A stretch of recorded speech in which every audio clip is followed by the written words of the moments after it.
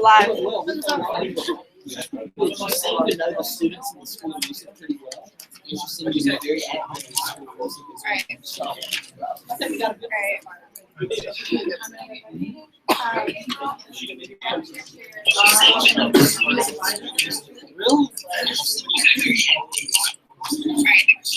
That's where I know. I mean,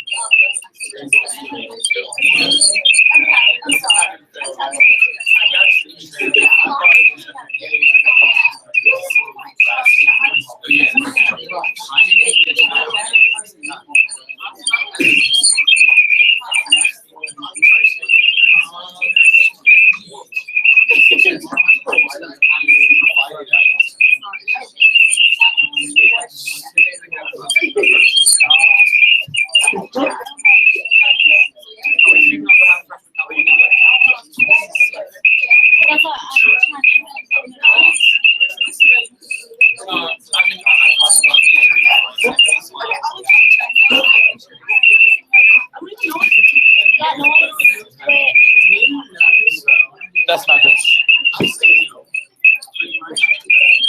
Yeah, it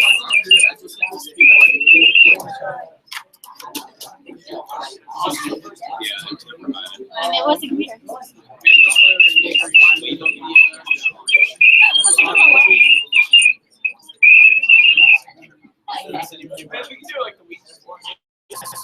Or that day.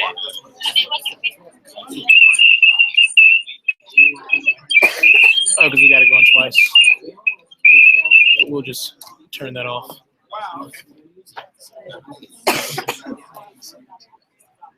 Because that's the live stream right there. We're good. Awesome. Hey, what's up? What's up?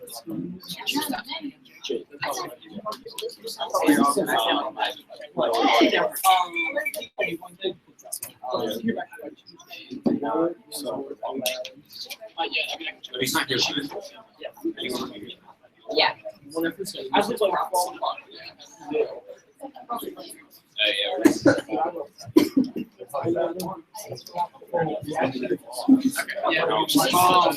was like, yeah, I mean, I was talking about this. Yeah,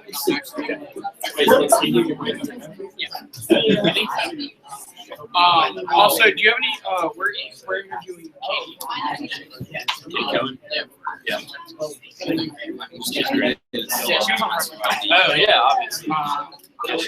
I guess, I think I like made her nervous. You know, people are meeting as they interview you. I was like, how many doctors do I need to call you guys? I'm like, it's fine. It's like really low key. She said there. Yeah. It's awesome. She's really short. No, I'm full support. I'm just gonna How are you? make sure everyone else is. Yeah.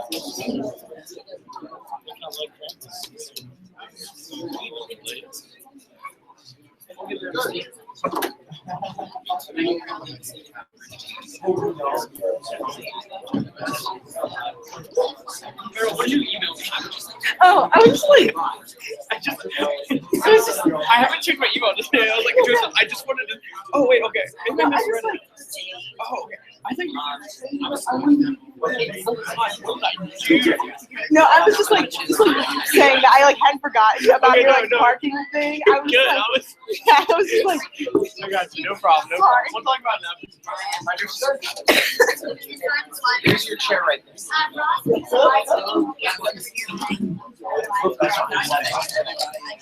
You guys Yo, anything for that thing is we're ready, sir? No, we're not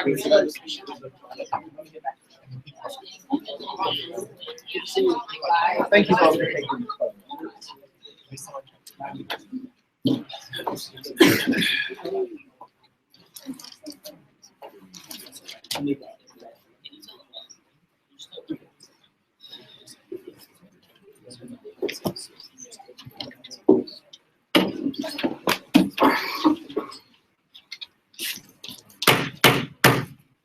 The 108th Senate will come to order. We'll now have a moment of reflection, followed by the Pledge of Allegiance.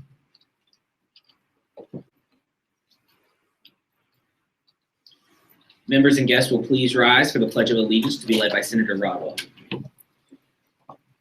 Pledge allegiance to the flag of the United States of America and to the republic for which it stands, one nation, under God, indivisible, with liberty and justice for all.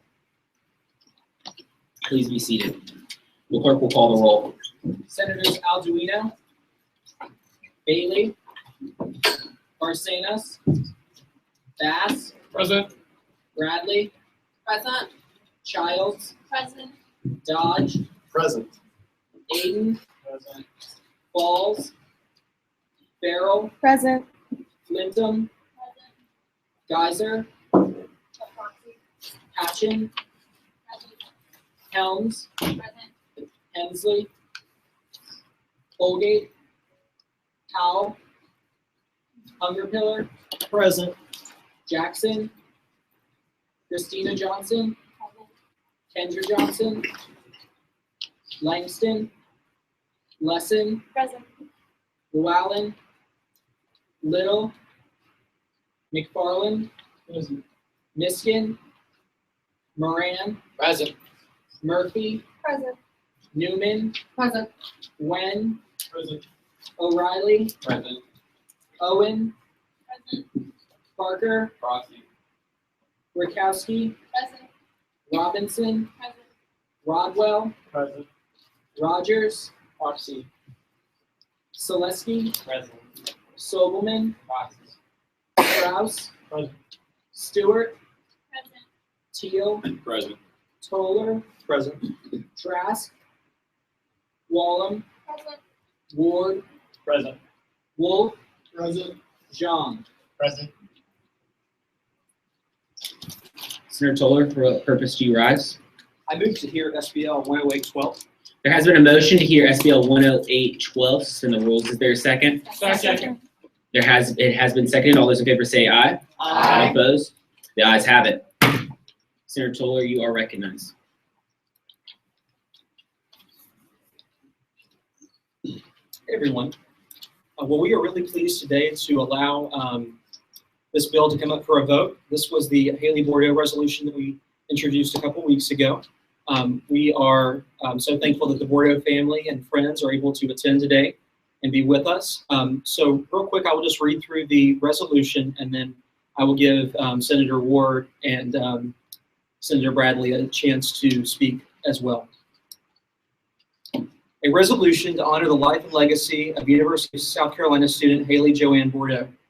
Whereas Miss Haley Joanne Bordeaux passed away Friday, February 4th, 2014 at 21 years of age, and whereas Miss Bordeaux was a rising senior majoring in early childhood education at the University of South Carolina, and whereas Miss Bordeaux was an honored member of the University of South Carolina Teaching Fellows and the Phi Mu sorority, and whereas Miss Bordeaux dedicated her life to fulfilling her aspirations to become an educator, and whereas Miss Bordeaux is remembered as an energetic individual who truly cared for the children she worked with, and whereas Miss Bordeaux's passion for education and her love of children will be remembered by all those who met her, and whereas the loss of Haley Joanne Bordeaux has been grieved by the student body, friends, and all those who knew her.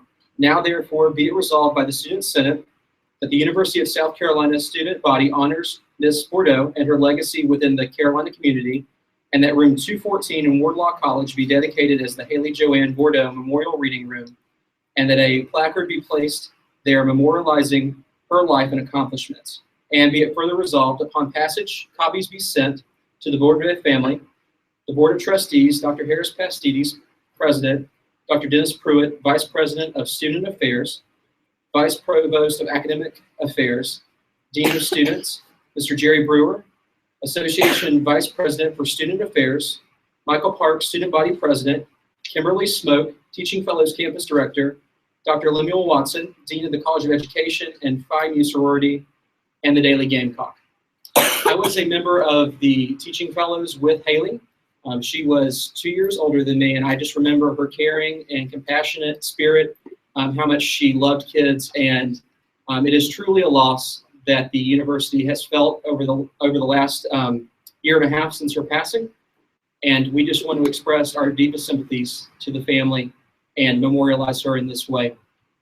We like to say in Senate that we don't have power, but we do have influence. We speak on behalf of the student body. Once this resolution passes, we will be going to the College of Education and taking them the signed copy and letting them know that the student body wishes for the reading room to be named after Haley. So that'll be the next step in this process. And I will now turn it over to Taylor Bradley to speak on the resolution. Hey guys, like I told you guys earlier, I've known Haley's younger sister Hannah for years, and ever since Haley's passing, you can see like the impact that she's made on both her community and even here, like coming in this year, going through sorority recruitment in the Phi Mu house, everyone, spoke so positively of her and the impact and the legacy that she's left on the Carolina community. So I asked for your support or with this resolution, just because Haley was like a really good person. And I just think it's a great way to remember her and honor her legacy. Hey everyone, Blake Ward. There's not really much more you can say other than I'm honored to be up here and ask you to pass this resolution and stand in solidarity with the family and friends of Haley. We talked a couple weeks ago, and Senator Toller just read the accomplishments that Haley completed in her lifetime and the legacy that she's left in the Sumter community, which I was born and raised in and have seen her participate in, at the Carolina community and the Greek community and the education community. The list goes on. So again, I'm just going to ask for your support. Thank you. And at this time, Vice President Lordo, I move to pass SBL 10812. The question is passage of SBL 10812. Is there a second? Second. All those in favor say aye. Aye. Opposed? The ayes have it. SBL 10812 passes.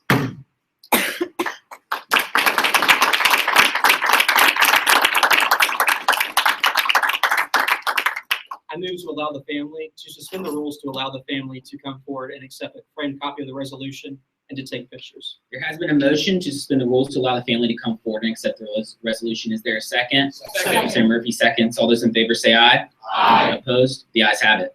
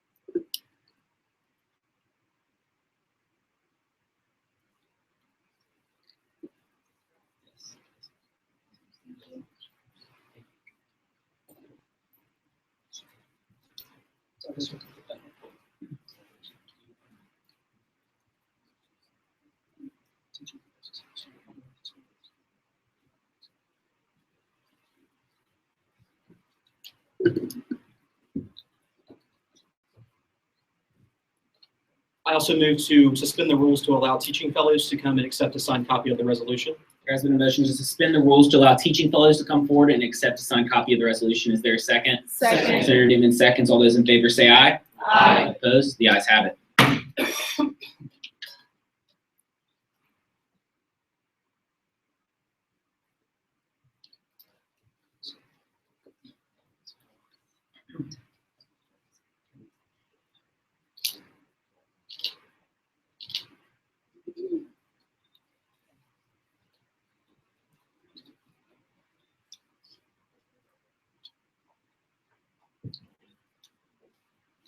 Thank y'all.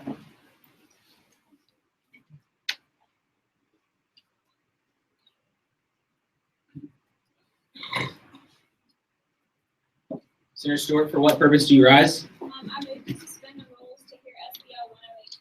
There has been a motion to suspend the rules to hear SBL 10820. Is there a second? Second. Senator Bass seconds. All those in favor say aye. Aye. Opposed? The ayes have it. Senator Stewart, you are recognized to speak on the resolution. Good evening, everyone.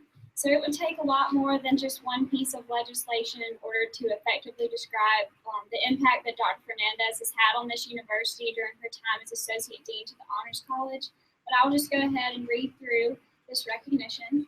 So this is a resolution to recognize Dr. Pearl Fernandez for her dedication and service to the South Carolina Honors College. Whereas Dr. Fernandez has served as the Associate Dean of the South Carolina Honors College since 2013. Whereas she has taught multiple honors courses and has served as Honors College Advisor to pre-med students in addition to acting as the South Carolina Honors College Senior Thesis Research Director. And whereas she has acted as the liaison between the Honors College, the Office of the Provost, and the University Admissions on recruitment of international students to attend the Honors College. Whereas she was an instrumental part of the university forming a relationship with the South Carolina School of Medicine in Greenville to create an early acceptance program, as well as allow Honors College students to participate in the MEDEX Academy. And whereas she has led study abroad trips to Belize and the Netherlands in order to provide Honors College students with the opportunity to experience new cultures and learn about different ways of life. Now, therefore, be it resolved by the Student Senate that we recognize and express our gratitude to Dr. Fernandez for her outstanding service to the South Carolina Honors College and its students. So I would just like to say Dr. Fernandez has been such an instrumental part of my personal academic experience while at USC. She's actually going back to USC Sumter to resume her research and to continue teaching biology. So I just wanted to say, Dr. Fernandez, thank you so much for your service, and you will be truly missed. At this point, I move to pass SBL 10820. There has been a motion to pass SBL 10820. All those in, is there a second? Excuse me. It has been seconded. All those in favor say aye. Aye. Opposed? The ayes have it. SBL 10820 passes. I move to suspend the rules to allow Dr. Fernandez to accept her resolution and take pictures. There has been a motion to suspend the rules to allow Dr. Fernandez to come forward and accept her resolution. Is there a second? Senator Murphy seconds. All those in favor say aye. Aye. Opposed? The ayes have it.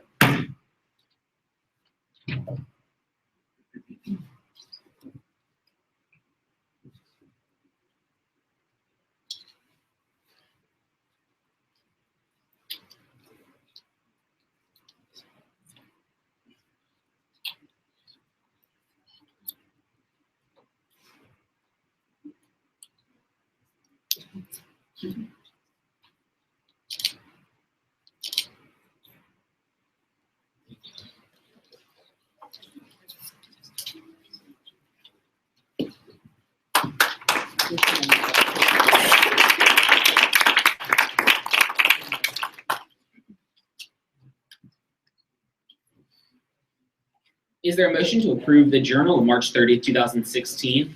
I motion to approve the journal. Senator Flintham has motion to approve. Is there a second? Second. Without objection, so ordered.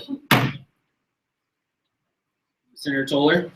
I move to suspend the rules to allow the Leadership and Service Center to give a presentation.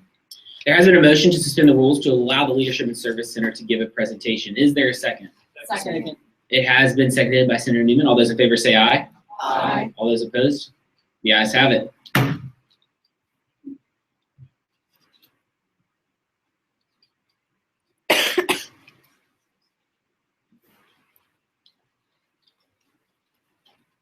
Be a little more official. Promise. Thanks. Promise to make this quick. For those of you who I don't know, my name is Polly West. I'm the Leadership and Service Center Director, so I share this space with you guys. I see a few familiar faces, which is nice.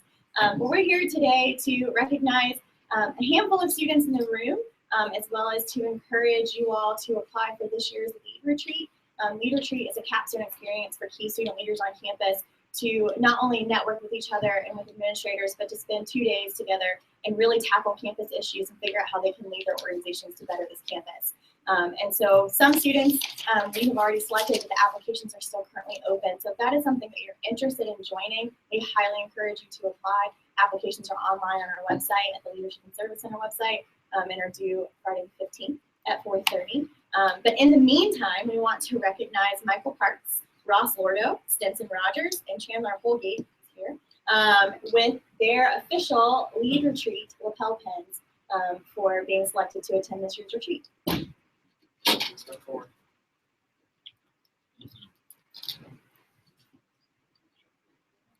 Yeah,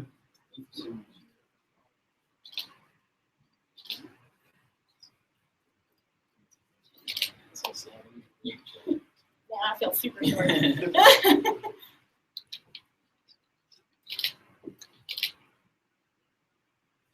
you guys so much. We look forward to seeing you tomorrow.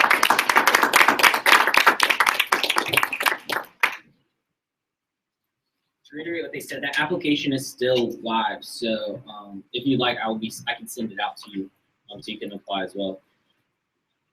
We're now in line for general orders, beginning with reports from committee chairman. The chair recognizes Senator Toller of the Rules Committee.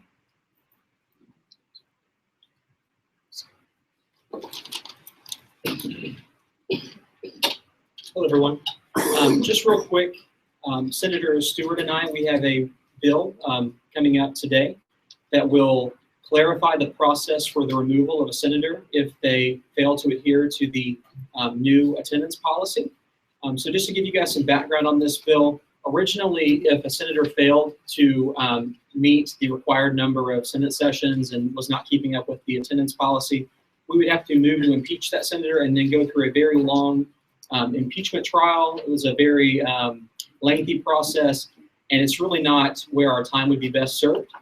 So this would allow the Senate just to vote on that senator's removal, and then they could appeal that decision to the Constitutional Council if they choose to. And I do yield for questions if you guys have any. Senator Toller yields for questions. Are there any questions? Seeing none, thank you, Senator Toller. I got one. Oh, excuse me, Senator Riley. So what this is, and I just was listening, you basically, if someone doesn't adhere to the policy, you want to vote to impeach them and then they can appeal it?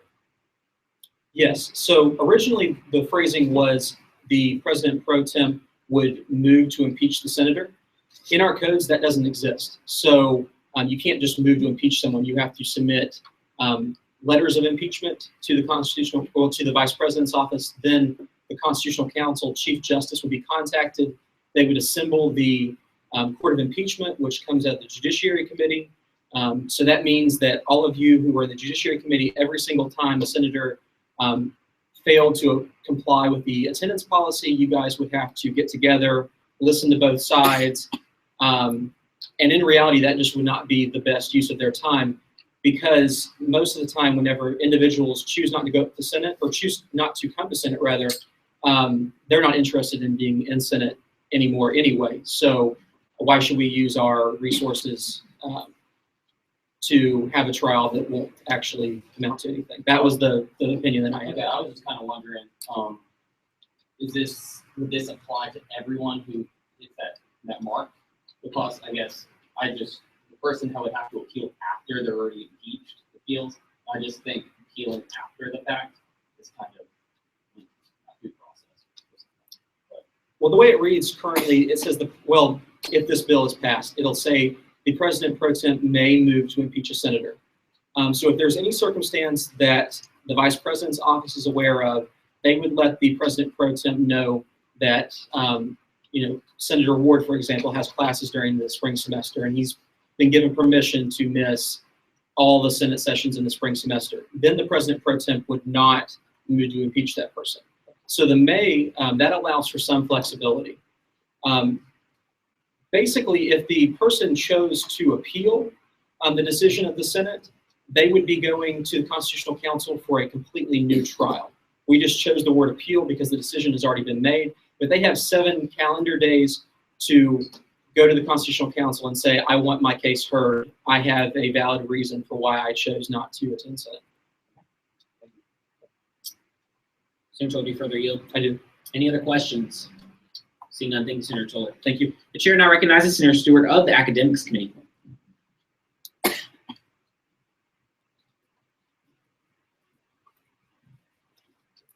All right, so my committee met last Wednesday, and we found SBL 115 and 120 to be favorable. We actually wrote an amendment to SBL 15, or 108-15, to read that the electronic, for the, I'm so sorry, y'all, the course evaluations to be electronic and not paper, so that the electronic course evaluations can be ready automatically instead of having to go through reading through all of the paper course evaluations, et cetera, et cetera. We also are going to be interviewing the Secretary of Academics nominee tonight, so we're very excited to meet him. But other than that, I don't have anything else to report, so I yield for questions. Senator Stewart yields for questions. Are there any questions? Seeing none, thank you, Senator Stewart. The chair now recognizes Senator Helms of the Athletics Committee.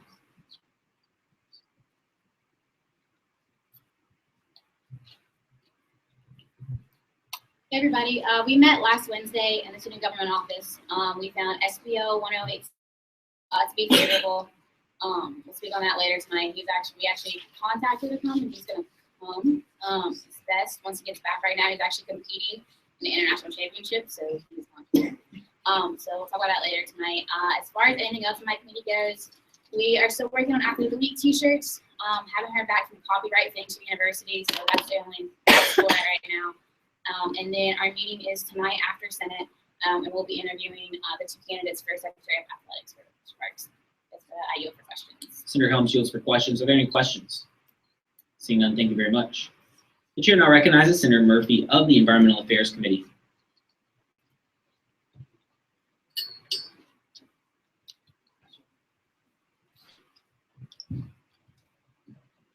Hi everybody. So my committee met on Sunday night. We discussed SBL 108-19 and found it favorable. That's the bill about the Student Sustainability Fund. We also discussed a couple other initiatives that we're going to be working on.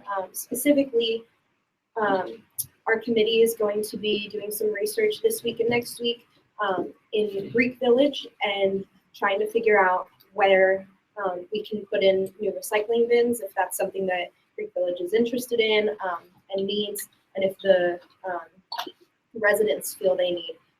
And then once we have that research, we'll go from there as far as creating legislation about it.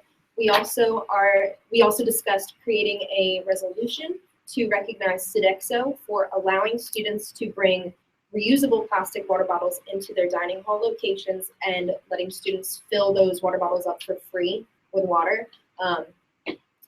And we're gonna do that just because not many students are aware that that's something they can do. Not many people know that you can bring in your own water bottle and fill it for free. So we wanted to recognize them, to spread awareness of that, and also to start to foster a better relationship with Sodexo, so that we're not necessarily criticizing them for their cups or anything else all the time, but so that we start recognizing the good things that they're doing on campus as well. So that's all, and I yield for questions. Senator Murphy yields for questions. Are there any questions? Seeing none, thank you very much. The chair now recognizes Senator Holgate of the Finance Committee.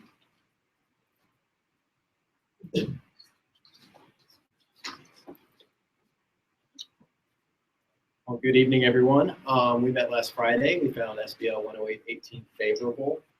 We heard 3 budget dialogues. Unfortunately, at this time, we weren't able to allocate any funds to events. The nature of those events didn't coincide with the purpose of the fund, and then another one was still waiting documentation. And then we have 2 pieces of legislation on the docket tonight, and I will address those when they come up. I yield for questions. Senator Holgate yields for questions. Are there any questions? Seeing none, thank you very much. Chair now recognizes Senator Wallen of the Judiciary Committee or representative thereof. Seeing none, the chair now, I do have an announcement for Senator Wallen. He did say there will be no Judiciary Committee meeting tonight. He wanted me to pass that along, but he should be in contact. The chair now recognizes Senator Jackson of the Multicultural Affairs Committee.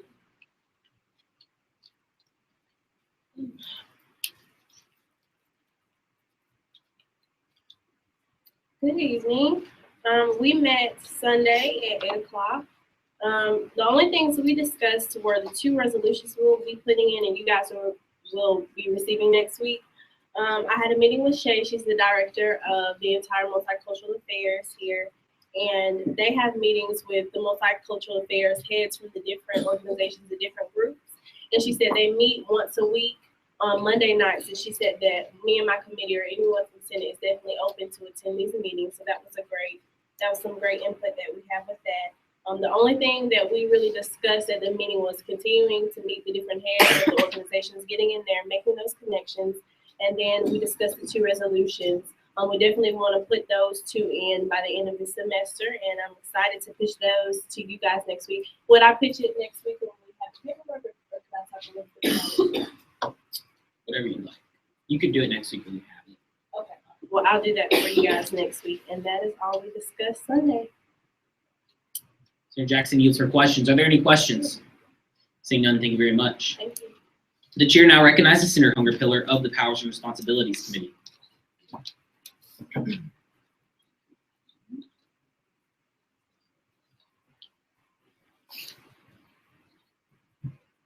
Good evening, everybody. I hope you're having a wonderful day.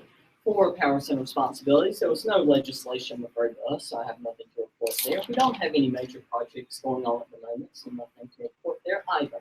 However, we did conduct an interview for one of the applicants that was referred to us last week, and unfortunately, the applicant was found to be unfavorable. And in addition to that, we had an interview earlier today for an applicant who's applying to fill the seat for the School of Music, and we did find her favorable. So hopefully next week we can look to confirm her. So that's good. And in addition to that, I looked today, and it appears that Powers and Responsibilities has 17 cabinet nominees to go through.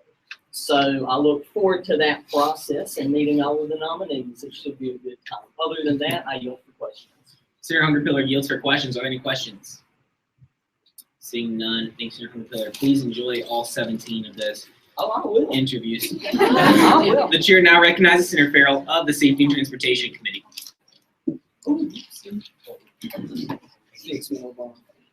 Hello, everybody. So we met at the Leadership and Service Center this past Monday at 7.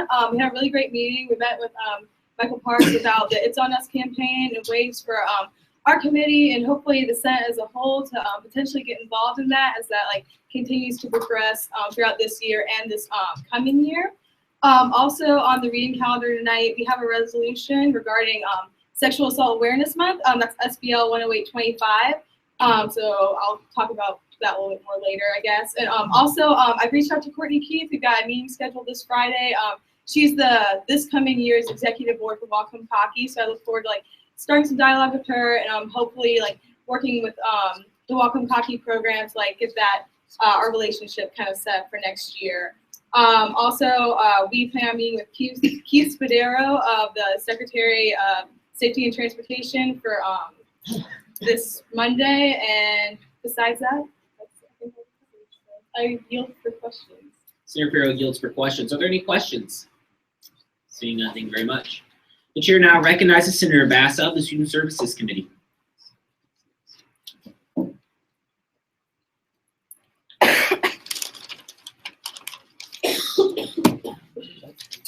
Hey everybody, I'll try to keep this kind of short so I know we have a lot of stuff to go over tonight. Basically, the Student Services Committee has 2 main projects right now.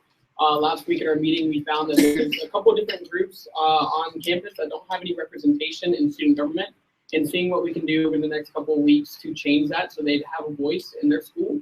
I'll come back next week, hopefully, with some more information on that, as well as a district tabling policy, which requires senators to spend a certain amount of time in their districts, once per month, getting to know their constituents and that kind of stuff. But once again, I'll come back next week, hopefully with some more information. Besides that, we are interviewing the cabinet position for President Parks on Monday at our usual committee meeting, and besides that, I will yield for questions. Senator Bass yields for questions. Are there any questions? Seeing none, thank you very much. Thank you. We're now in line for a report from freshman. Senator Solar. I move to hear SBL 10826. There has been a motion to hear SBL 10826. Is there a second? It has been seconded by Senator Lesson. All those in favor say aye. Aye. Opposed? The ayes have it.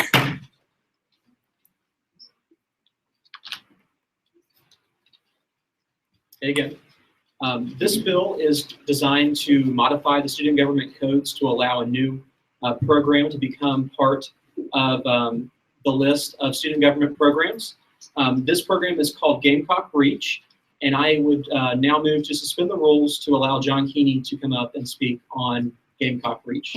There's been a motion to suspend the rules to allow John Keeney to speak on this bill. Is there a second? Second. Senator Newman seconds. All those in favor say aye. Aye. Opposed? The ayes have it.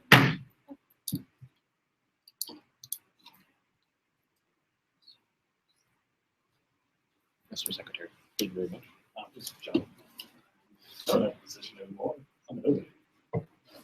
Anyway, how's it going, everybody? My name is John Keeney. So I'm actually a senior. I'll be graduating this May, and I've been working on this program for about 3 years now. I started off when I was outside of student government. It's actually what got me to go into Senate, where I was the student services chairman, student services representative. And then I went abroad, came back, and became the secretary of student services, and have been working on it very extensively with 3 administrations now. So what is Gamecock Reach? Some of the folks in this room actually already know what it is. Some of the folks remember its old name, which was Peer Listening, which we've chosen to change because we have way too many programs with the word peer in it, but also because Gamecock Reach continues the student government tradition. And that tradition is student government's desire to serve students, as it has done so through Gamecock Pantry by providing food to those who can't afford it. It's done so through Gamecock Closet by providing professional attire to people who don't have access to it. And now, I hope, as it can do so through Gamecock Reach, by providing emotional support to students who feel like they don't have anyone else to turn to. Now, in practice, what does that mean? In a nutshell, Gamecock Reach is a way for student volunteers to receive training from the Health and Wellness Center. It's a 12-hour training. It's very extensive into skills like active listening, crisis identification, stress management. After completion of the training, they're then required to staff a station on campus for a set number of hours every month that students can come into, talk, vent, cry, complain, curse out professors, do whatever the hell they want. It doesn't matter. What does matter is that peer listener is there the entire time hearing them out. That student is able to come in and know not only that they're not alone, but that someone actually cares. Someone's willing to donate their time, and in some cases, their emotional well-being to hearing them out. And that's extraordinarily important. What's even more important is that this allows us a way to start to destigmatize seeking mental health or seeking help for mental health. The peer listeners are also trained in knowledge of campus resources and knowledge of the counseling center, health and wellness, everything that we have to give students who might not be having a great Carolina experience. They're able to do that and break down those sorts of misconceptions and stigmas that are associated with seeking help for those students who really benefit from it. So, yeah, that's in a nutshell. With that, does anyone have any questions? Does anyone have any questions? Senator Rakowski. Would it be within their scope of practice to give any advice or anything like that, or are they just there to listen? No, they're just there to practice active listening. Can I give advice? Yes, Senator Proxy. Yes, Mr. Anderson. So in regards to confidentiality, what sort of binding factors are there to keep the student listeners from being confidential, to be confidential? Well, so it does have full confidentiality up to Title IX mandatory reporting guidelines. So what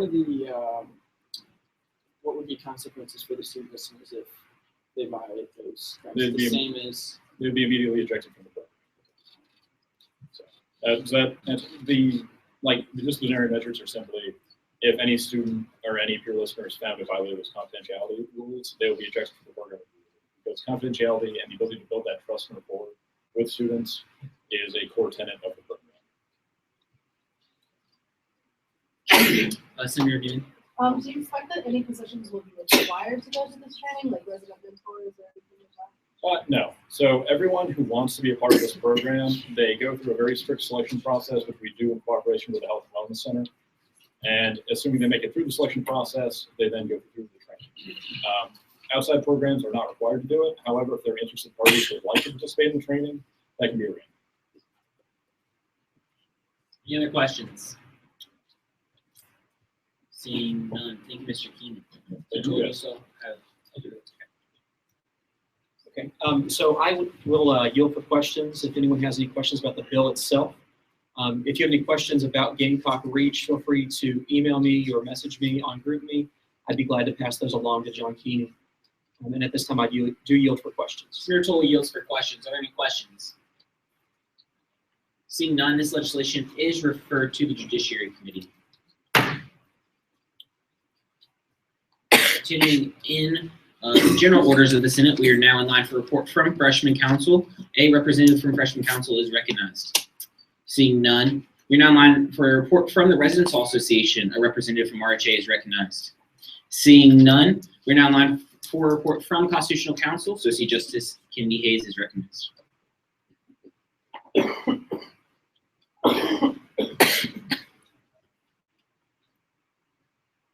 Hey guys, I'll try to be brief because it seems like you guys have a pretty intense schedule for the evening, so good luck with that. So basically what's going on with us right now is applications for the 2 seats on our Associate Justice panel have just closed, and we had about 20 applications for 2 seats, so it's going to be a really awesome process. Our interviews are going on this week, today, tomorrow, and Thursday, and then we will submit probably a top 5 to President Parks, and he'll make the nomination from there. With that, I yield to questions.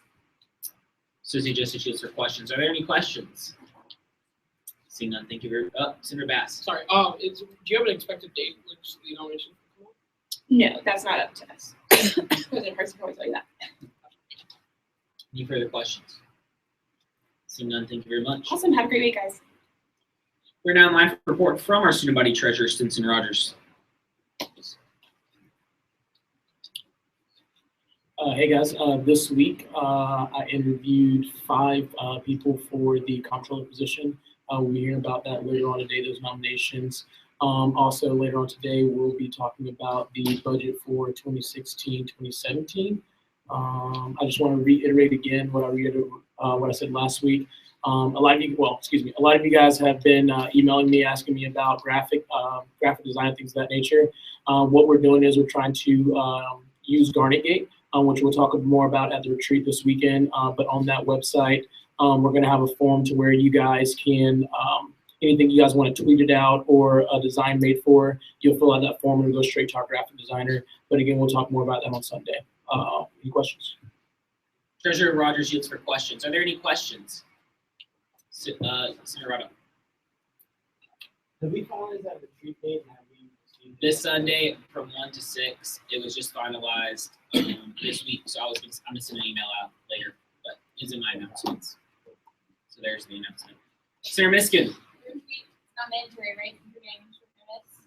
If you can't make it, you'll have to fill out one of the absence forms on the website and just go through the traditional. If you could make it to Senate procedure. Senator Miskin. So how's that our Senate absences? It would be an excused absence if you have something worthy of an excused absence. Any further questions? Seeing none, thank you very much. We're now in line for a report from the Student Body Vice President. Chief Advisor Nick Sandria is recognized. Hey everyone, hope you guys are doing well. So our external affairs team is busy at work. Actually, we have a couple of meetings tomorrow. We're meeting with Madison Stewart and an administrator to talk about the classroom improvement project, so some work with the academics committee. Then also tomorrow we have a meeting with Student Body President Parks and some prospective members of his cabinet to talk about working on initiatives together. I know I said last week that we'd be sending you guys out a form to tell us all about the student organizations that you're all a part of. That's actually going to be coming to you guys this week, so keep a lookout and make sure to respond to that. And besides that, we're still getting all the groundwork laid to start working on a lot of different initiatives. And if you guys have any questions or need help with anything, please feel free to reach out, especially when it comes to resolutions and people you might want those sent to besides the form that's at the bottom, which is just the couple of regular people it goes to. We're already hard at work to send some of these resolutions to different people. The ones that were already passed were sent to people. The one for making course evaluations public was sent to people in the assessment office here at USC, as well as the provost, Joan Gable. And then the one recognizing Adam Hill was sent to Ray Tanner, as well as Coach Hope. So we're making sure that these are going out to the people and that they're being recognized, and that our resolutions are sort of resounding throughout the Carolina community. Besides that, I yield to questions. Nixon Marie yields to questions. Are there any questions? Seeing none, thank you very much. We're now in line for a report from our Student Body President, Michael Parks.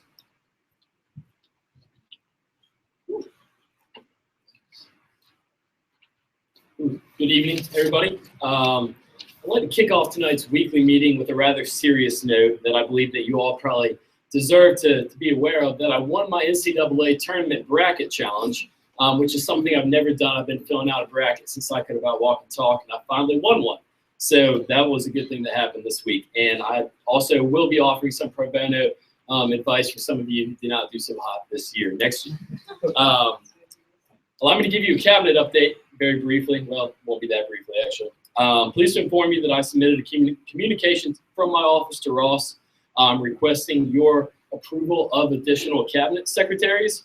Per the codes, it must be supplied to you 7 days in advance of the vote. If you have not had the chance to review the communication, I will give you a brief overview of each additional position we seek to create in the coming days. So first, a director of USC Props to oversee the expansion and marketing of the USC Props Facebook page. This is something that President Kaufman started in his tenure as president. I see it as a good initiative, and I'd like to continue it on throughout my administration. This position is needed in order to better streamline the issues of the student body with student government. Next, It's On Us campaign co-directors. So the purpose of these two positions are to conduct the It's On Us campaign and spread sexual assault awareness throughout the Carolina community through various events. Also to manage the team of It's On Us committee members. So we're gonna have an entire committee for the It's On Us campaign, which will be an entirely new recruiting process once we get going here in the coming weeks, which I encourage you all to branch out to your friends who are particularly passionate about this issue and get them involved with what we're trying to do. Next, Secretary of Veteran Affairs. So this is a position that we've in fact never had on cabinet here at the University of South Carolina. Now at Clemson, a lot of other schools in the country, quite frankly, they have a Secretary of Veteran Affairs, or at Clemson, they call theirs Secretary of Military Affairs, same sort of thing. And their job would be to represent Carolina's veterans on cabinet, to work closely with the SVA, which is the Student Veterans Association, to support Carolina's veterans. And this position is needed in order to represent a part of the student body that has never been formally represented on executive cabinet. Next, Secretary of Athletics. So never before, as far as I have seen or heard, there's never been an actual student athlete who is the Secretary of Athletics on executive cabinet. That's going to change this year. In fact, as we'd like to have two of them, one male and one female. The purpose of this is to work with the athletics department in order to better the Carolinian athletic experience, be it as a spectator or as a participant, to report back to executive cabinet and staff updates on the USC athletic experience, and also to serve as a liaison between student government and SAC. And so for those of you who may not be familiar with what SAC is, that's the Student Athlete Advisory Committee, which is basically their equivalent of student government over at the Doty. A lot of impressive leaders on that committee who need to be a part of what we're trying to do here in student government. Next, Secretary of Greek Affairs. Obviously, this has become a pretty annual position in student government. However, the codes don't necessarily provide for it, so we do have to request its creation. And you know, it's probably pretty obvious is that this individual, or these two individuals, in fact, will act as liaison between student government and our Greek community. As you all know, between 1 out of 3 and 1 out of 4 students at USC are Greek. That being said, it needs to be proportionate in our student government executive cabinet. So they will act as a liaison between student government, the Greek community, attending weekly fraternity as well as sorority council meetings and briefing them on our progress as well as reporting back. Next, cabinet nominations themselves. So Ross shared with you the cabinet positions that your respective committees shall review over the next week. I'd like to reassert Ross's recommendation to schedule a time to interview with them with your committee, hopefully by the end of this week or very early next week. And I'm confident that all you will be very impressed with this year's selections. I really will. We had 59 applications, which was a lot of interviews, let me tell you. We ended up doing about 52 interviews. Not everybody ended up being able to do an interview. However, that being said, if you have any questions or concerns regarding any of the nominees, please do not hesitate whatsoever to contact my office directly. My cell phone number, if you would like it, if you'd like to write it down or put it in your phone, whatever it may be, is 803-767-1429. Again, that's 803-767-1429. If you have any concerns about any of these nominees, any questions as to the motive behind nominating them, please contact me. Next, Yeah, I tweeted. Please. That's continue. Thank you for that, Mr. President. It's on Us kickball tournament. So as I talked to you guys the last 2 weeks about this is this Friday, and there are still some time slots available in the 2 p.m. bracket. Just to reiterate, it'll be hosted on the Green Street Fields from 2 to 6. We've partnered with Omega Phi Alpha to support sexual trauma services of the Midlands, which the proceeds from the tournament are going to benefit. Each team is $20 to enter. You have to have, I think, 8 players to play. You know, if you feel confident enough playing with less than 8, by all means, more power to you. So team entry is $20. Thank you to Catherine Farrell and the Safety and Transportation Committee for reaching out to us this week and talking about this tournament as well as the future of the It's On Us campaign here on campus. Even if you cannot or don't wish to play, if anyone's not a kickballer, I still encourage you to come out on Friday, take the pledge, be part of the community. We'd love to see you out there. Finally, the retreat, which somebody brought up earlier, is this Sunday from 1 to 5 p.m. And so Aaron or Ross or myself will contact you about the particulars in the next day or two. But please, please book your calendars for this Sunday, 1 p.m. to 6 p.m. This is about as mandatory as it can get without it being mandatory with a capital N, if that makes sense. There will be a hearty meal provided at the end of the retreat. And on behalf of all 3 officers, you know, allow me to just stress again that we are treating this as a mandatory event, as all of my cabinet nominees will be present.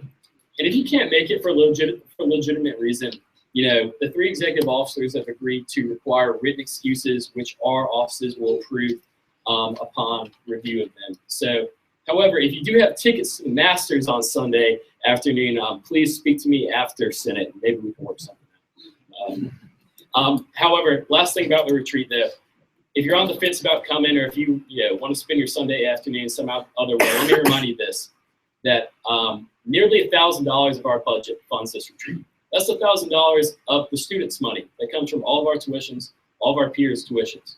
So this money goes forth to make this event possible. Subsequently, this is why your attendance and involvement in this community building event is entirely necessary.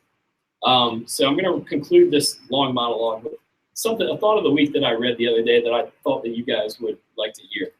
Leadership isn't always about having the right answer or about telling others what to do. As a matter of fact, leadership is not about either of those things. There are plenty of smart and aggressive people who are very poor leaders. I encourage you to remember that leadership is all about serving others, empowering those around us to become better at whatever we are leading them in, and helping them ultimately fulfill their potential. With that being said, I yield to questions. President Parks yields to questions. Are there any questions? Senator Selesky. Okay, it's going to start at the business school at 1 o'clock p.m.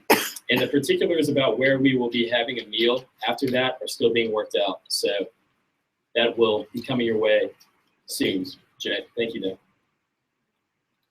Any further questions? Senator Ward. So what are the planned events for the retreat? That's a surprise. That's the fun. Are you going to be able to make it? Senator Hunter Pillar. Yes, President Parks, I would like a little bit of clarification on something. Yes, I see that Emily Strauss is a nominee for Secretary of Greek Affairs and a nominee to be a comptroller. Is that allowed for them to serve under the treasurer and the president? Yeah, thank you for bringing that up. The treasurer's office and I had to clarify that earlier today. I believe that decision was made before we really talked about it, before the calendars were printed. So going forward, I believe that we're going to work that out with Ms. Strauss and make sure that we go in the right direction with that, whether it be regarding whether or not she even has time to do both of those positions, which is something that we're going to discuss in depth. So thank you for asking about that. Thank you. Was that the answer that you were looking for? It was. Thank you. Senator Bass. So like I asked earlier, would you have an ideal date for the judiciary nominations to be up? Ideally, by the end of this semester, but technically, according to the codes, the Constitutional Council, justices, associate justices, and they are obligated to fulfill their terms throughout the end of the year.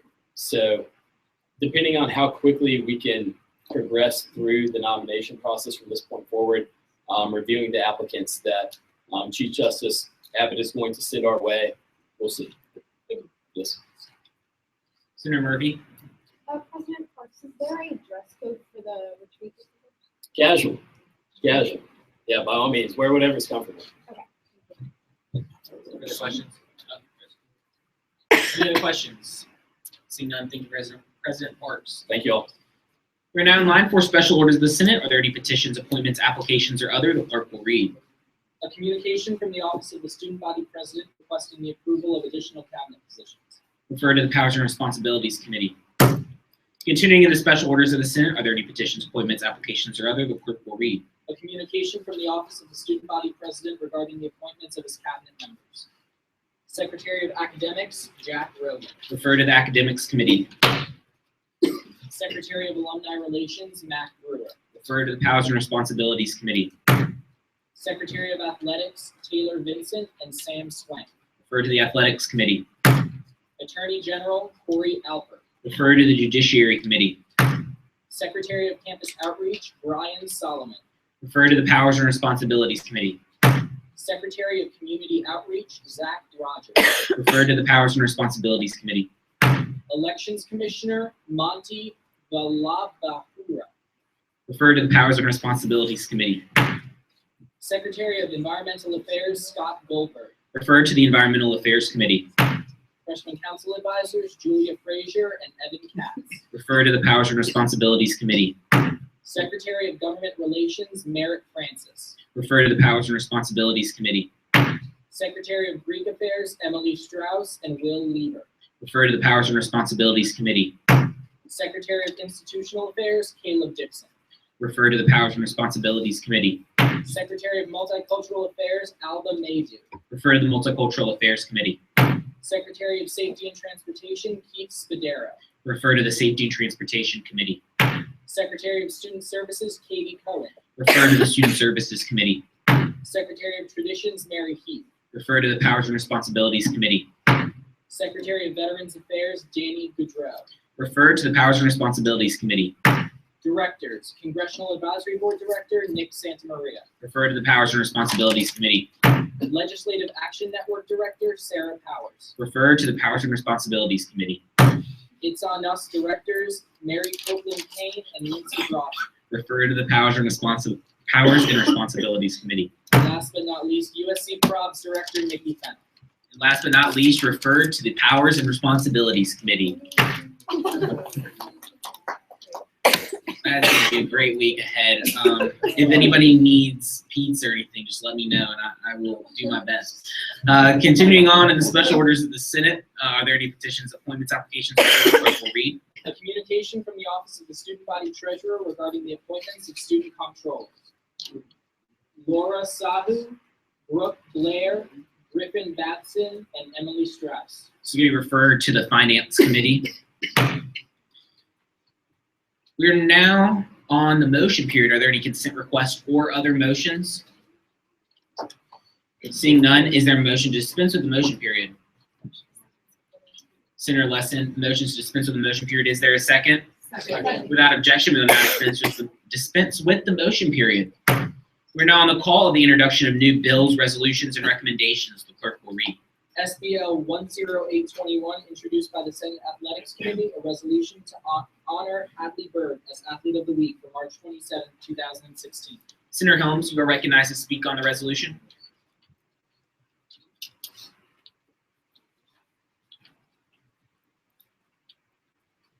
Hey guys, this is another Athlete of the Week. This is for the week of March 27th. So I'm just going to briefly read it. Hadley's a sophomore at the University of South Carolina. She plays in the women's tennis team.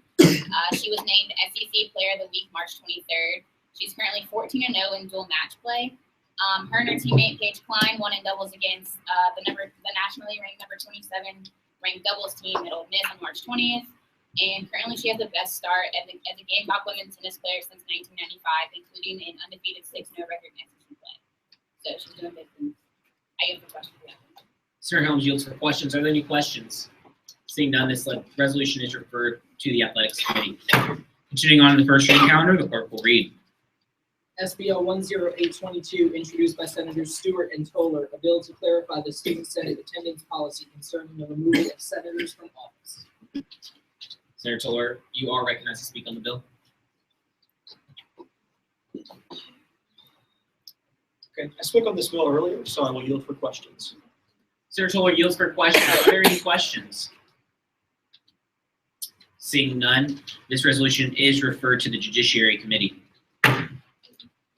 Continuing on the first reading calendar, the clerk will read. SBO 10823, introduced by the Finance Committee, a bill to modify the reimbursement process of student organization funding. Senator Holgate is recognized to speak on the resolution. Bill. All right, everyone, I'm going to go over these very briefly, and then I'm not going to give the questions, and I'll just post my contact information on the GroupMe, and that way, if you have any questions, you can contact me, but I figure we have a lot to do tonight. So this bill essentially is time in which a student organization will have to submit receipts following an event. And this is intended to allow student groups to collect more funding than previously, because a lot of the times there was a large gap between when receipts were due and when they returned from the conference. And in that time, they would lose those receipts and then no longer be eligible to receive the funds. So we're hoping by shortening this to 15 days, it will actually help diminish the divergence between funds allocated and funds actually spent. And we work in collaboration with our faculty advisors and Stinson, and we think this will help that problem. That's all I have to say about that. Since Senator Holgate doesn't answer questions, we will be continuing on in the first reading calendar. The clerk will read. Sorry, that bill is referred, legislation is referred to the Finance Committee. Move to the table, SBI 10813. Do you want to do that after this next one, since the next one's Finance too, and Senator Holgate's already up there? Does that sound good? Perfect. Just trying to speed the process up here. Continuing on the first reading calendar, the clerk will read. SBL 10824, introduced by the Finance Committee, a bill to amend the requirement of a follow-up report for select student organization events. Right. So this will require student organizations to submit a form to the Finance Committee following their return from a convention or competition. This was designed again with our faculty advisor and with Stinson, just so we can know the actual benefit an organization received from these events, and that way we have something to reference to come and apply for it again. So we have a little more information on the books, and I believe that is everything. It's going to be due within 15 days. The form is not up yet because there won't be any conferences until fall. So we don't have a form currently. It will be up by the time we're actually forcing the students to submit this. Thank you. Thank you, Senator Holgate. Senator Selesky. Remove from the table SBL 10813. There has been a motion to remove from the table SBL 10813. Is there a second? Second. All those in favor say aye. Aye. Opposed? The ayes have it. Senator Miskin, you are recognized. As she walks up, you can notice on the back of the calendar will be updates on all pieces of legislation, who signed them, who are still waiting to have signed. I'm just moving forward in the term. Senator Miskin, you are recognized.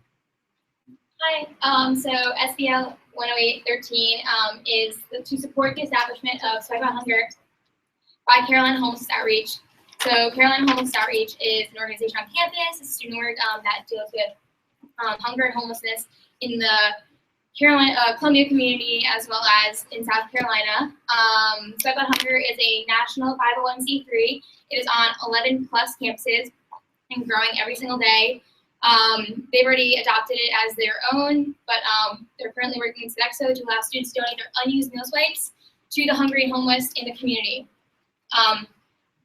This was proposed last year and has been amended since. What we've changed is that we've also added something about donating a portion of them to the Gamecock Food Pantry, which would give back to our own students as well. Currently, we have met with Sodexo, and well, yeah, I'm a member of the organization. We met with Sodexo, and they are going to be proposing it during their May meeting. It would just be great to have student government backing it and hopefully making it a permanent initiative on campus. I moved. Senator Miskin yields to questions. Are there any questions? Seeing none, Senator Ward. I was just going to ask, do you foresee any kind of pushback from Sodexo? Survive the Hunger is a great organization. They send you a packet when you apply to make a chapter at your school. And there are a lot of different things like budgetary reasons, because this year it was not feasible because they budget for the year ahead 1 year prior, which is why for fall 2016, they're meeting in May and they'll have the budget for fall and spring of 2017 done. So they're proposing it for this fiscal year.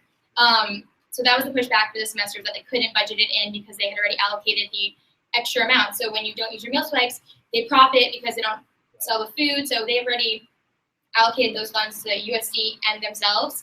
But next year, they're going to be trying to add in a portion, which if we raise X amount of dollars, it's okay if they lose that because they budgeted it in. So they're going to budget in, like, for example, a $5,000 window. So we won't be able to raise more than $5,000. But if we were to raise up to $5,000, it would be okay for them, if that makes sense. Any other questions? Seeing none, this legislation is referred to the Student Services Committee. Continuing on in the first reading calendar, the clerk will read. SBL 10825, introduced by the Safety and Transportation Committee, a resolution to recognize the Student Health Services and Sexual Assault, Violence, Intervention, and Prevention and Changing Carolina peer leaders for their diligent efforts in implementing the Sexual Assault Awareness Month campaign on our campus. Thank you, Nick. Senator Farrow, you are recognized to speak. Okay, guys, so this is a resolution that our committee created just to kind of acknowledge the work that the Student Health Services and its subgroups have made during Sexual Assault Awareness Month. It is a national movement, and there are a lot of other groups on campus that are participating in this. They've done a lot of things such as the Clothesline Project, as well as screening of the hunting ground and discussion panel afterwards to kind of make this a prevalent awareness month on campus. And I think this is just something that we need to acknowledge as a group and encourage other student organizations to do the same as well. And with that, I yield to questions. Senator Farrow yields to questions. Are there any questions? Seeing none, this legislation is referred to the Safety and Transportation Committee. Continuing on the first reading calendar, the clerk will read. SBL 10827, introduced by Senators Stewart, Holgate, and Toller, a bill to allocate funds for the student government budget for the fiscal year 2016-2017. Senator is recognized to speak.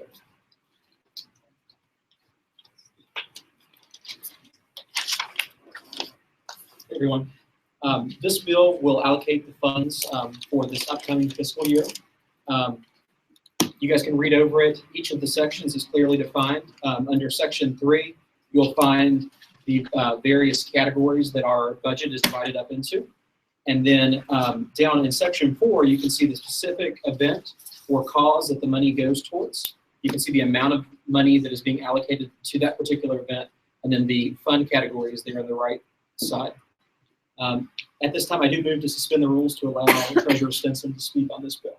There has been a motion to suspend the rules to allow Treasurer Rogers to speak on the bill. Is there a second? Second. Has been seconded. All those in favor say aye. Aye. Opposed? The ayes have it.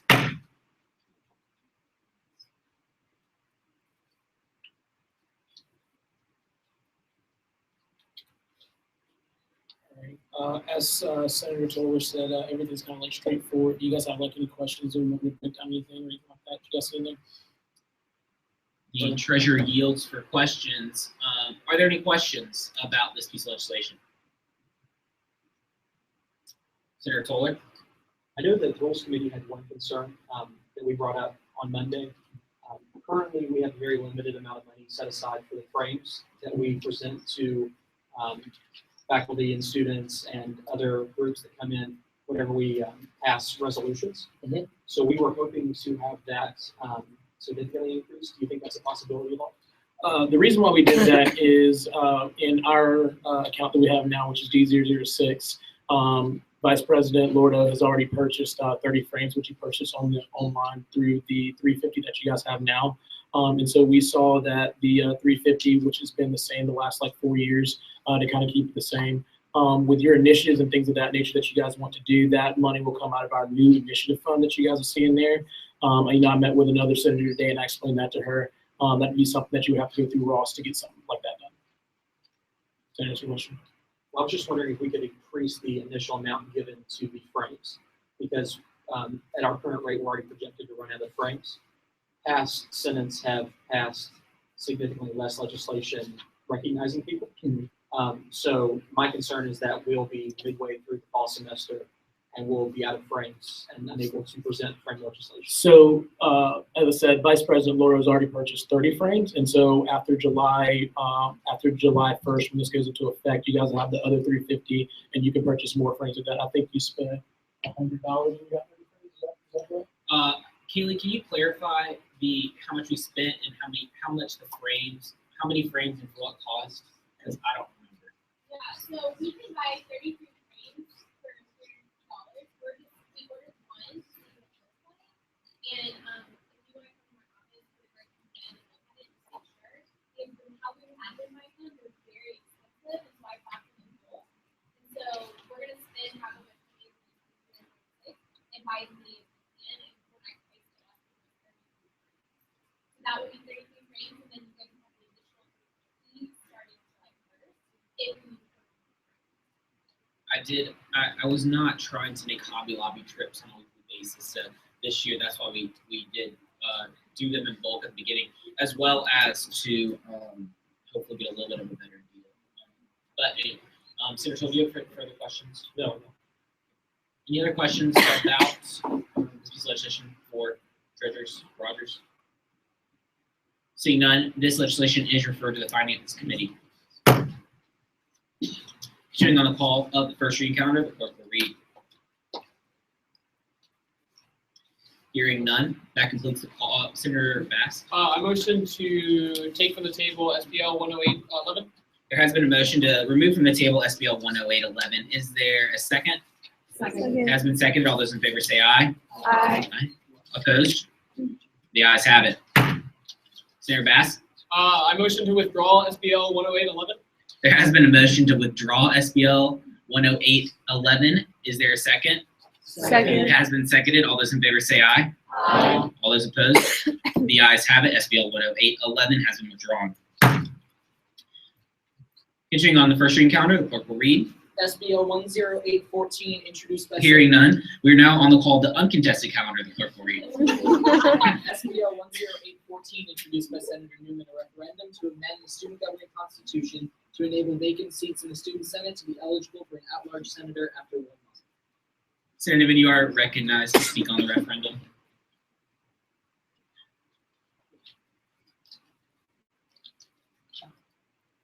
Hey y'all, I spoke on this last week, so I'm just gonna go ahead and yield for questions. Senator Newman yields for questions. Are there any questions? Senator Riley. Sorry, I have two questions. When it says in there about how you have to email faculty or let somebody know when there's a vacant seat, how would I go about finding for the law school who are faculty you guys would notify? Because there's some people who probably would just put that in the track. So I just want to make sure we would have good contact. I'm gonna go ahead and refer that to Ross because I'm not sure. So based on the Constitution, it would allow the flexibility of the Powers and Responsibilities Committee to figure out who the best person would be. In my opinion, if I were the Powers and Responsibilities Committee, I would contact the senator of that respective school to get their recommendation. But nothing in the Constitution obviously is going to be binding. You have to contact this person because obviously it could fluctuate. If that answers your question. Any further questions for Senator Newman? Seeing none, the question is passage of SBL 10814. All those in favor say aye. Aye. All those opposed? The ayes have it. SBL 10814 passes. Continuing on the call of the uncontested calendar, the clerk will read. SBL 10815, introduced by the Academics Committee, a resolution to support the implementation of mid-course evaluations at the University of South Carolina. Senator Stewart, you are recognized to speak on this resolution.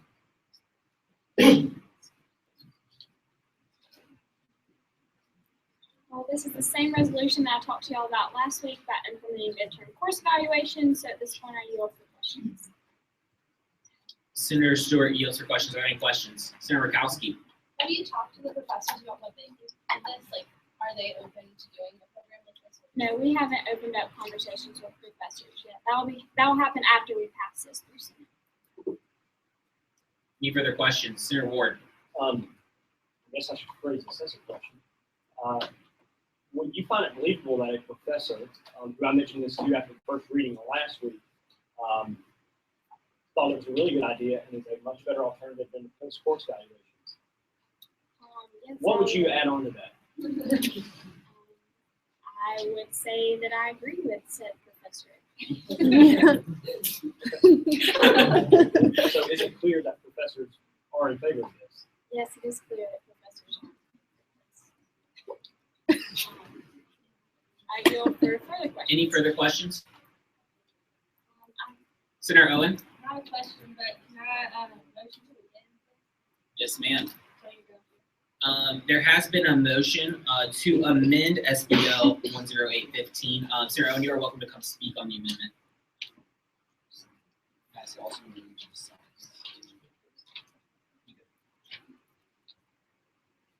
So Madison talked about Senator Stewart talked about this earlier.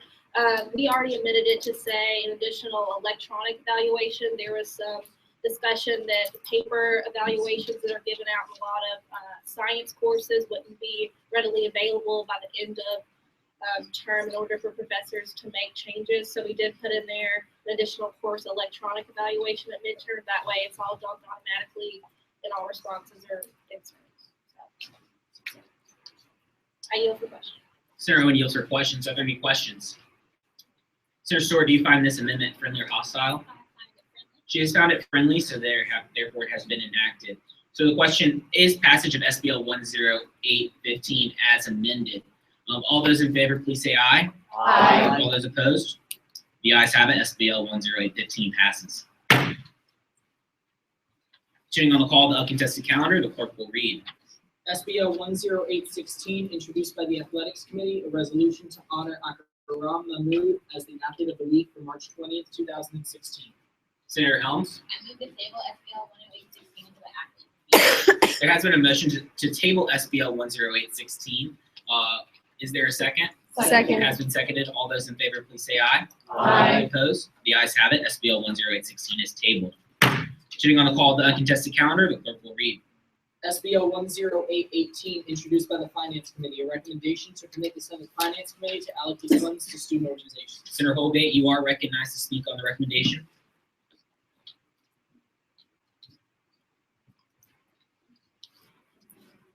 All right, so I spoke on this at some length last week, so right now if there are any urgent questions, I can answer those. Senator Holgate yields to questions. Are there any questions? Seeing none, the question is passage of SBL 10818. All those in favor, please say aye. Aye. Opposed? The ayes have it. SBL 10818 passes. Continuing on the call of the uncontested calendar, the clerk will read. SBL 10819, introduced by the Environmental Affairs and Student Services Committees, a bill to establish the Student Sustainability Fund Committee membership. Senator is recognized to speak on the bill.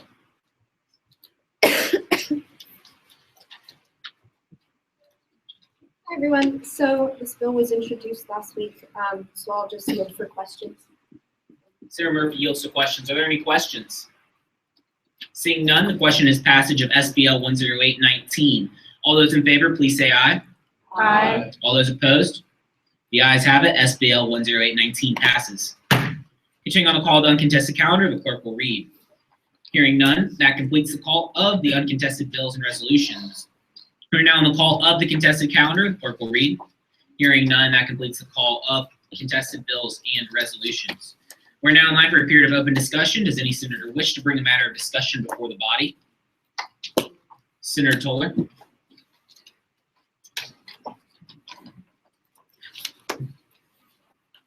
Hey, everyone. I know we passed our new proxy policy last Senate session, and clearly it was pretty divisive. There was a lot of votes on both sides. So I was hoping that we could just have an open conversation real quick about the proxy policy and see what you guys think about it. I think that if we are going to have a policy in place, we should find one that encompasses everyone's opinion or the majority's opinion rather than a very stark, close to 50-50 split. So is anyone willing to speak on that or have any opinions about that? Sir Holgate. So I think that we should have a more unique proxy policy to ensure that us voted last week under the assumption that we had to put something on the books in order to have proxies at all. And so I've been working with Senator Alvarino in particular this week. I've been trying to get in contact with Alan as well to work on something that would satisfy a lot of our concerns. And so hopefully that will be coming up before the end of the semester. We'll have hopefully that's some Sounds good. Anyone else? Just my opinion real quick. I'm actually not in favor of proxy policy at all. I think that we run the risk of creating a Senate where we are constantly filled with revolving members that are not consistent. It has been the case in the past where senators choose not to show up for an entire semester. If the proxy policy is in place and we allow proxies, it creates an opportunity for that person to send someone different on their behalf every single session. And I've been sitting in on the powers and responsibilities interviews for vacant Senate seats, and we have some very interested candidates who are very well qualified, very passionate about Senate, who would love to serve. And I feel like it would be a more reasonable option to make our proxy policy that we do not allow proxies, so that individuals who really want to serve on Senate are allowed to and have full voting rights as senators. Because currently, proxies are not allowed to introduce legislation. They have a limited kind of realm that they can operate within. They don't have the full privileges of a senator. So even if you're a proxy for an entire semester, you can't co-sponsor legislation. You can't vote on major things like, for example, the court of impeachment.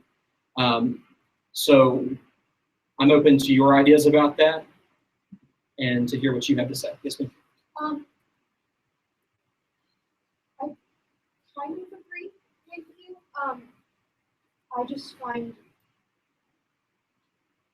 I think that some excuses, this is going to sound weird, but some excuses are, I guess, more valid than others. Like if a senator has class all semester and fully intends to participate in Senate the next semester, I don't see why they shouldn't be allowed to have a proxy. But if a senator is just skipping and finding a proxy at the last minute because they just don't have time to be involved in Senate or don't want to, then I feel it's not as necessary. We should just replace him with someone who wants to participate in Senate.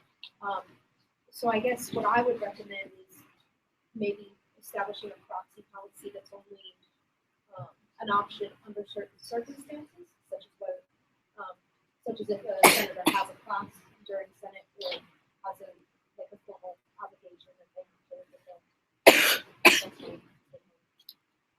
And that's another concern that I have as well, especially for the spring semester, because so many of you did not know that you would be running for Senate when you registered for classes in the winter.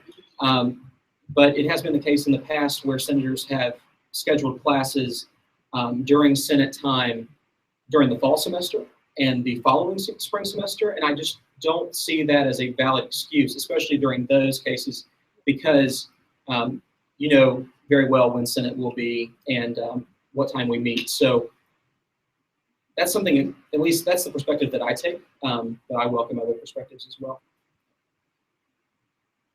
And the Vice President can select the next question. Sarah Owen.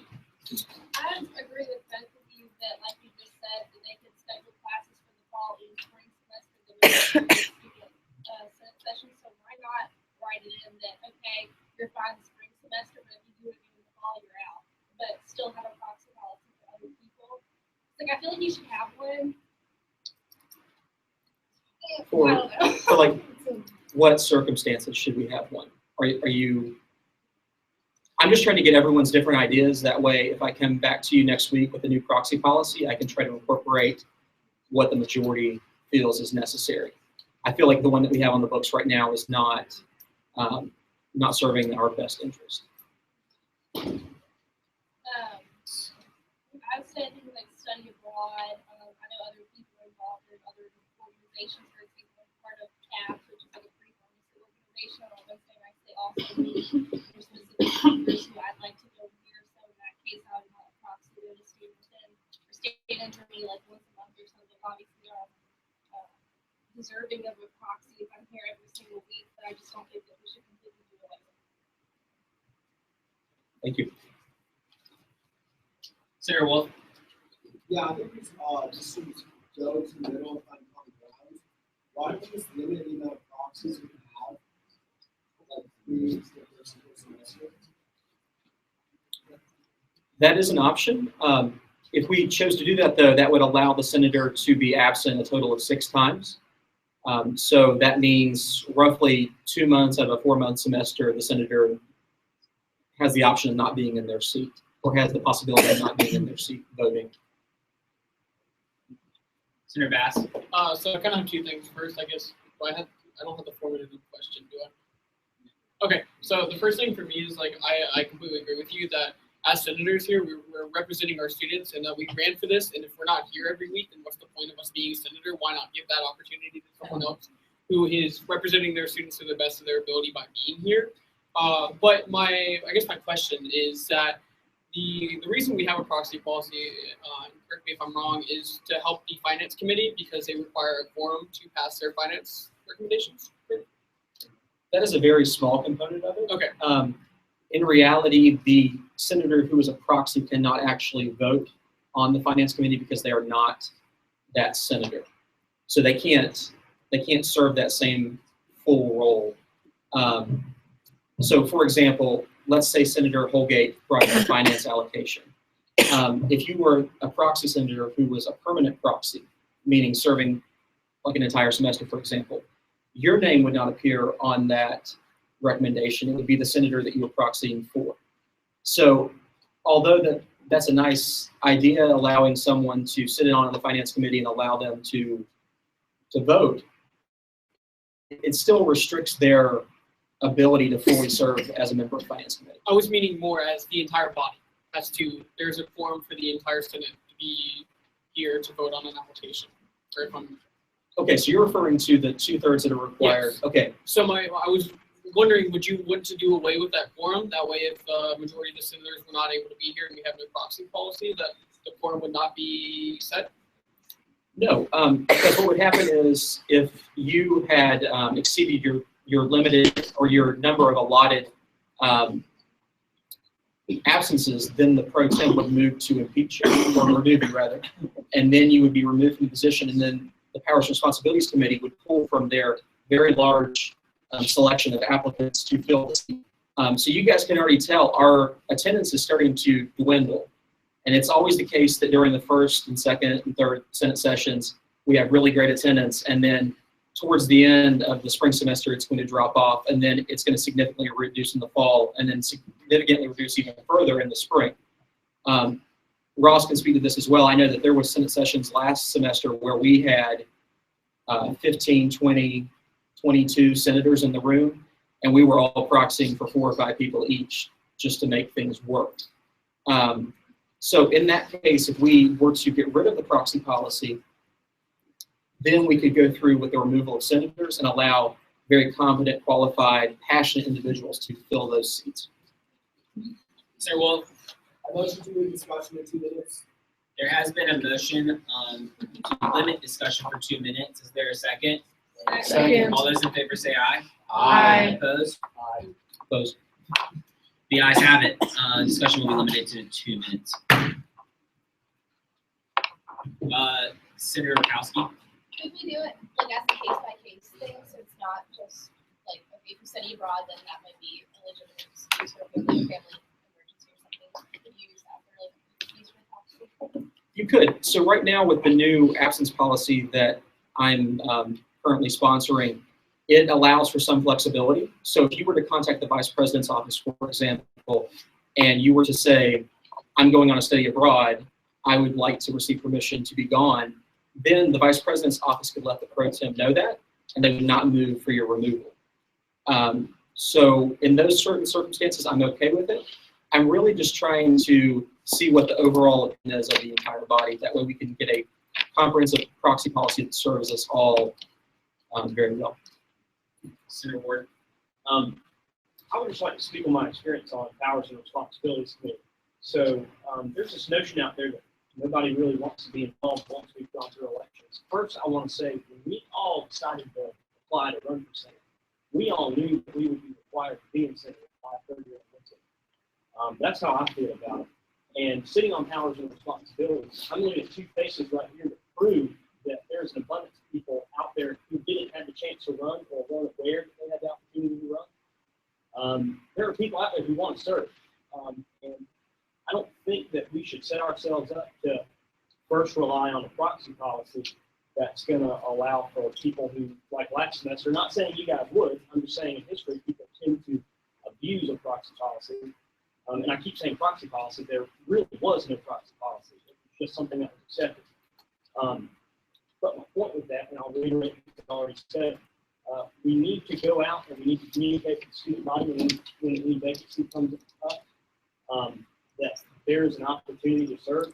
Senator Rakowski. Thank you, Senator Ward. Appreciate it. That is 2 minutes. Does any other senator wish to bring a matter of discussion before the body? Is there a motion to dispense with open discussion? Senator, I move. Senator Ward, you're recognized. I would just like to say that it's very clear there's an abundance of people willing to serve, like Senator Rakowski and the proxy Ryan Anderson sitting back here. Thank you. Thank you, Senator Ward. Any other senators wish to bring a matter of discussion before the body? Senator Dodge? Motion. There has been a motion to dispense with the open discussion period. Is there a second? Second. All those in favor say aye. Aye. Opposed? Opposed. The ayes have it. Open discussion has been dispensed with. We're now in line for a period of announcements. Are there any announcements on the floor? Senator Dodge?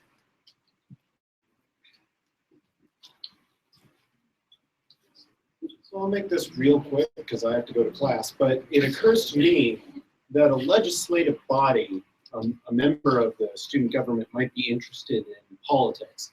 So on Monday, there is a debate that is going to be happening in the Russell House Theater just downstairs from 7:45 to about 10. It will have college Democrats, college Libertarians, and college Republicans all there debating.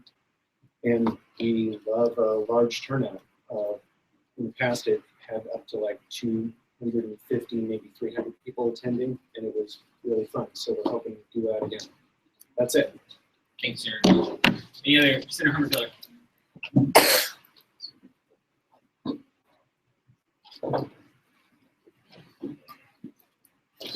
Hello again, everybody. I'd like to make a quick announcement. This Friday afternoon, if you're not a part of the kickball tournament, Preston Residential College's Y Impact will be having a awareness for the organization Champions for Life, which raises awareness for HIV and AIDS. And it'll be a good time. There'll be food. There's going to be a DJ, and yours truly will be one of the MCs. I would love to see y'all come out and be there to support us and raise awareness.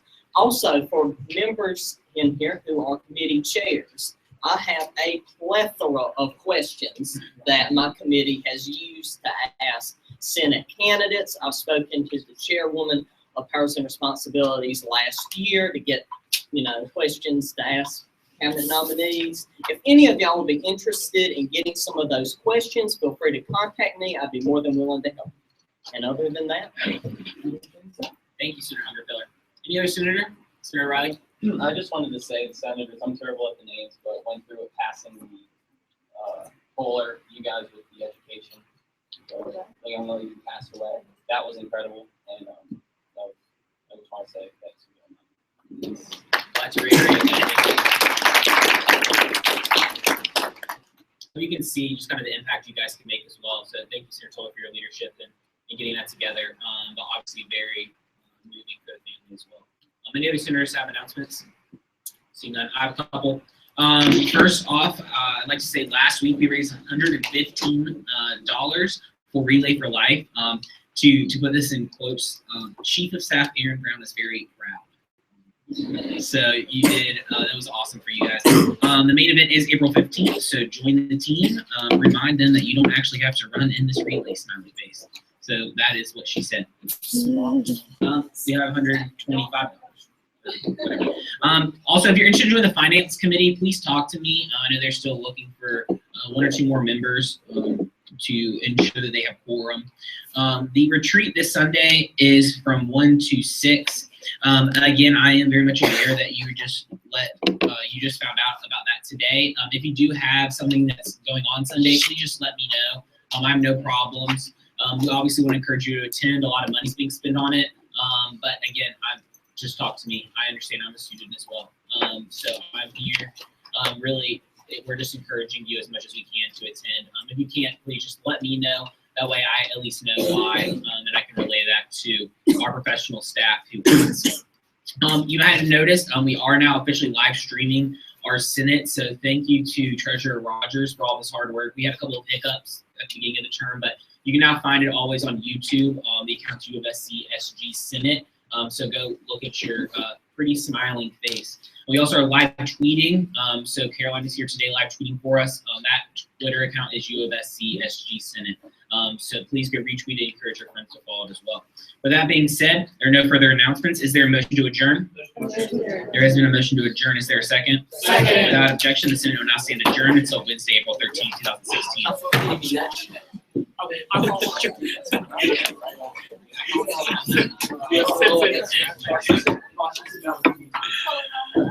Where's the mouse? Where's the mouse?